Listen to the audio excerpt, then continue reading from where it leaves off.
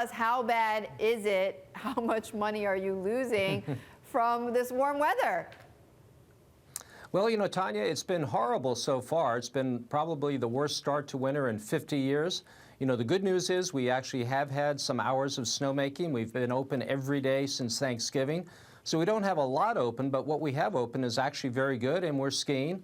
The good news is it turned really cold last night. We're blasting snow right now. There's 5 to 8 inches in the forecast for night into tomorrow. So, you know, we're thinking that the pattern that you just talked about on the show is beginning to change, and we're going to be in much, much better shape in the weeks coming up.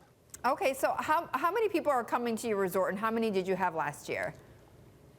Well, we have a lot fewer this year. There's no question about it. We're going to hurt over the Christmas holidays, which is one of our most important weeks of the year. Yeah. You know, we average probably 6,000 or 7,000 skiers in a normal Christmas week. You know, maybe this year we're going to average 1 to 3. So we're going to be down significantly. People are still here. They're lodging. We have other events.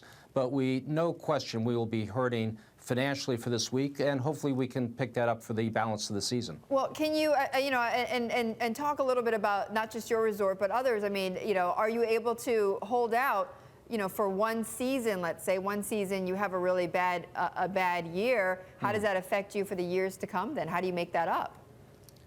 Well, Tanya, it's like any business. It's like my old business down on Wall Street. You can't expect a good year every year. We're cyclical. We've had 3 very good years.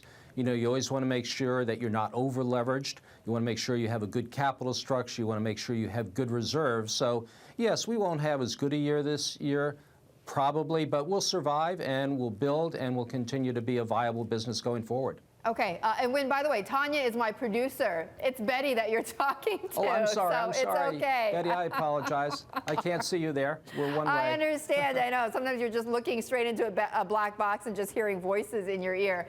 Okay, so before we go, what do you expect? What are you doing outside of, you know, trying to make more snow? What are you doing to try to attract people to your resort?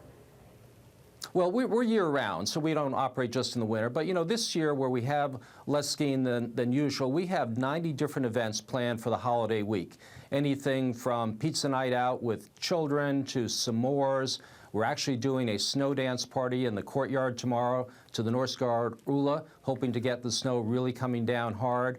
We just have probably 5 or 6 different events for kids, for adults, every day to make sure that people have a wonderful experience, you know, beyond just what they're doing on the slopes.